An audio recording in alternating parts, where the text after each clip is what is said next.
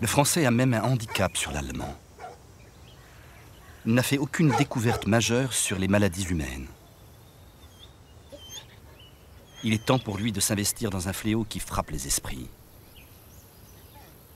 Une maladie mythique qui se transmet par des morsures de chiens, de renards ou de loups.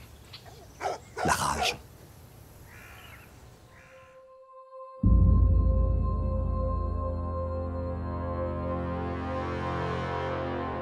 Les symptômes de la rage sont terrifiants. Hallucinations, convulsions, peur, panique de l'eau, comportement animal.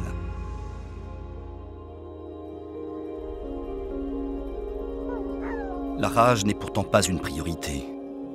Elle ne fait que quelques morts par an. Rien à voir avec les milliers de victimes de la tuberculose. Mais elle a un point faible qui intéresse beaucoup Pasteur. La rage, ça commence par des morsures, et puis les plaies cicatrisent, il ne se passe rien, et 2 mois plus tard, 3 mois plus tard, 4 mois plus tard, parfois 6 mois plus tard, une maladie apparaît. Et ce délai change tout. Contrairement au vaccin de la variole ou du charbon qui doit être pratiqué avant l'arrivée de la maladie, avec la rage, on pourrait vacciner une victime déjà mordue et prendre la maladie de vitesse. Le vaccin serait aussi un remède.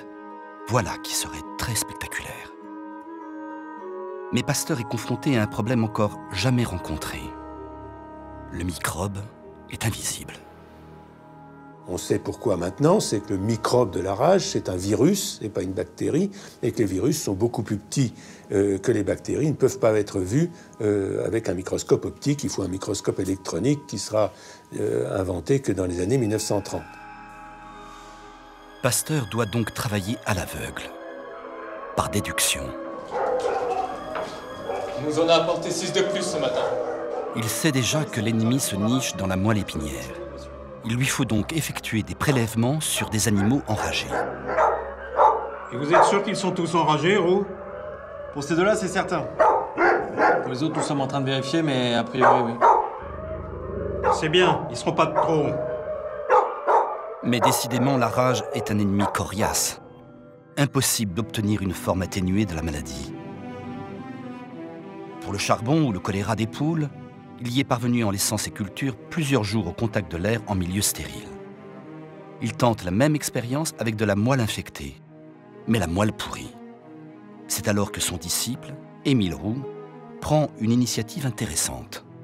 Dans le bocal dans lequel on pend la moelle épinière, ils mettent des cristaux de potasse qui permettent de dessécher l'air, et c'est ces dessiccations qui provoquent l'atténuation. Donc, dans le premier bocal, c'est la moelle la plus virulente. Exactement, oui. Le deuxième, elle sèche depuis hier, elle s'est déjà un peu atténuée, et puis là... C'est une méthode assez compliquée, mais c'est Émile Roux qui la découvre. Et donc Pasteur n'est pas très content, parce que ces expériences ont été faites sans son autorisation. Et regardez, grâce à la potasse, elle ne pourrit plus. Je sais bien, Roux, c'est moi qui vous ai suggéré de l'utiliser. Alors j'ai donc continué le processus d'atténuation, et celle-ci est la plus vieille. Elle date de 15 jours, elle n'a plus aucun effet. C'est par ce dernier que nous allons commencer les injections. Merci, Roux. Bien. Dans ce cas, est-ce que nous pouvons commencer?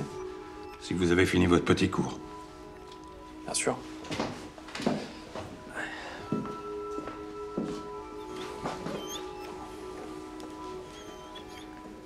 Vous allez attraper le chien avec précaution. Après 10 jours de traitement avec cette rage atténuée, il parvient à vacciner un premier chien. Vous le mettez sur la cage? Puis un autre, et encore un autre. Et on en est à combien de chiens? Eh bien, depuis le début, on peut dire que 40 ont été vaccinés avec succès.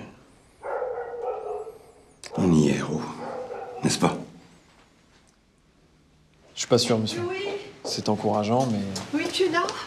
Louis, il y a une dame qui est là avec son fils. Elle a traversé tout Paris pour te voir. Son fils a été mordu. Je lui dis que tu ne pouvais rien faire, mais elle insiste. Tu sais bien que je ne suis pas prêt. Je lui ai dit, mais va au moins lui parler. Elle est désespérée. Elle est venue d'Alsace pour te voir. Alsace.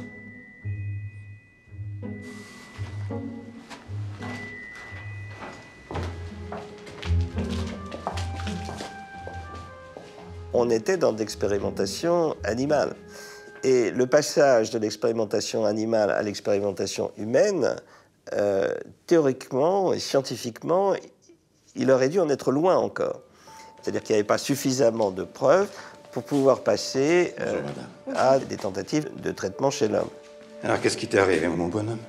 Je me suis fait attaquer par un chien. Le chien était enragé. Il s'est jeté sur lui, docteur. Je ne suis pas docteur, madame. Ou examinez-le, s'il vous plaît. Monsieur, on dit que vous soignez la rage. Oh, soignez... Non, madame. Non, nous essayons de vacciner pour empêcher la maladie de se déclarer.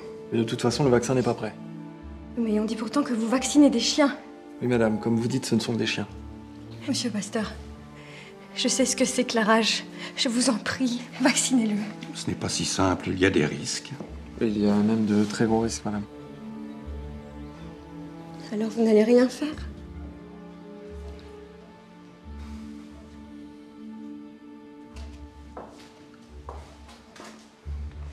Comment t'appelles-tu, mon bonhomme? Joseph, monsieur. Joseph Meister. C'est difficile d'imaginer ce que peut ressentir Pasteur, qui a perdu 2 enfants de maladies infectieuses, qui est devant ce petit qui est peut-être voué à la mort s'il ne fait pas ça. Difficile d'imaginer l'angoisse qu'il pouvait avoir. Ça marche chez le chien, mais c'est pas du tout sûr que ça marche chez l'homme. Roux, lui, n'est pas du tout d'accord. Alors Roux est médecin, hein, c'est lui qui fait les injections. De plus, il a fait sa thèse sur la rage. Donc, si il peut se permettre d'affronter Pasteur, c'est bien sur ce sujet-là. Non, c'est trop risqué. Vous avez vu ces morsures. Si on ne prend pas le risque, cet enfant va y passer. Oui, mais même si le chien est enragé, c'est pas sûr que le petit soit infecté. Ce qui est sûr, c'est que s'il est infecté, il va mourir. Oui ou non? Oui, monsieur. Et vous voulez le laisser mourir? Qu'est-ce que vous direz à sa mère si on ne fait rien? Oui, si on échoue. Ce sont des dizaines d'autres gosses qu'on pourra jamais sauver. Je sais bien. C'est un risque, un gros risque, mais... Vous êtes jeune. Vous pouvez attendre. Moi, je ne peux pas. Meister a été mordu il y a 48 heures. Si la maladie se déclare, ce ne sera pas avant plusieurs semaines, ce qui laisse tout le temps pour tester un vaccin. Et puis, il est alsacien. Comment ne pas y penser pour Pasteur qui a une telle haine de l'Allemagne? Il le fait ausculter par 2 amis médecins, Vulpian et Granger, qui confirment que les blessures sont graves. Meister est sans doute contaminé. Quasi clandestinement, Pasteur va franchir le pas. Le docteur Granger va te faire une première piqûre au ventre. Ça va faire un petit peu mal, mais c'est nécessaire, tu comprends? Je vais essayer de pas pleurer. Tu sais, si tu pleures un peu, ce n'est pas bien grave. Mais il y en aura d'autres, tu le sais ça? Plus que 10? Un petit peu plus. Alors on y va, Joseph?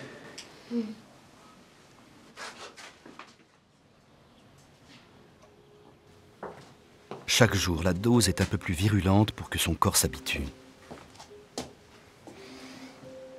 Il reste pourtant un doute. Et si Meister n'avait pas la rage? Comment prouver que la vaccination a réussi? C'est l'objet de la 13e et dernière piqûre. Il a besoin d'une expérimentum crucis, d'une expérience cruciale. Et à la fin de la manip avec Joseph Meister, il lui injecte la rage. Effectivement, à la fin, il fait injecter une moelle totalement virulente qui devrait donner la rage à Meister s'il n'avait pas été protégé par les injections antérieures. Pour lui, c'est une validation de son hypothèse. Mais vous voyez bien que, actuellement, on ne pourrait plus accepter ce type de protocole.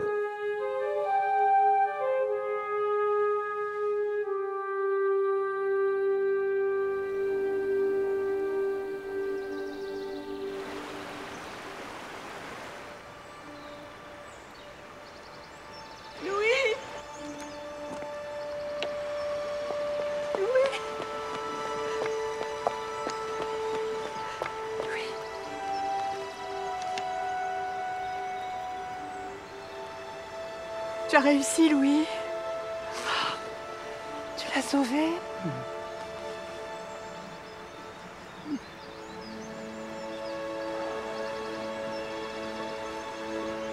Cher ami, Je crois qu'il se prépare de grandes choses. Joseph Meister sort du laboratoire. L'enfant va très bien ce matin. Il a bon appétit, plus du tout de fièvre. Il se prépare peut-être un des grands faits médicaux du siècle.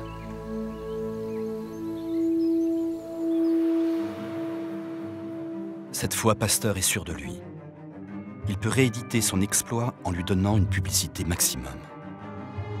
Il choisit de vacciner Jean-Baptiste Jupil, un jeune berger qui s'est fait mordre en sauvant ses amis d'un chien enragé. Histoire idéale pour promouvoir son vaccin.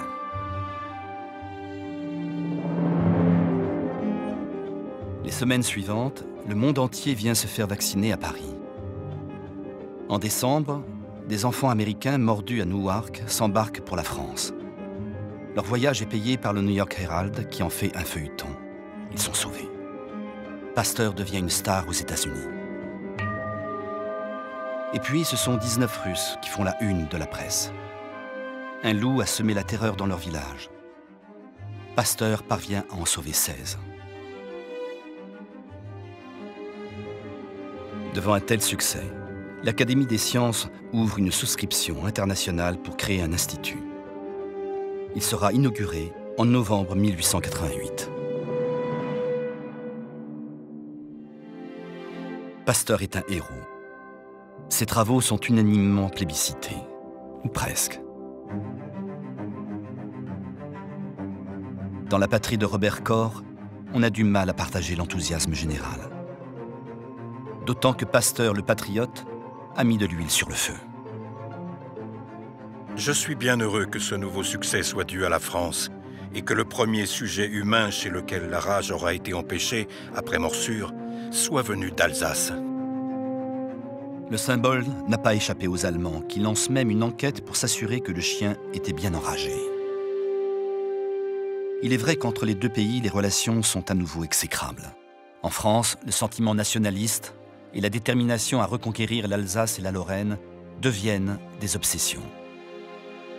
En Allemagne, le chancelier Bismarck appelle à renforcer les troupes. La rivalité entre Louis Pasteur et Robert Koch a plus que jamais des résonances politiques.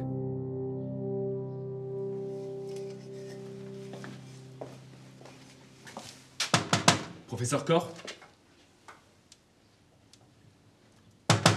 Professeur, vous avez besoin de quelque chose ? Prenez le chariot. Fin 1889, le professeur Koch s'enferme mystérieusement dans son laboratoire.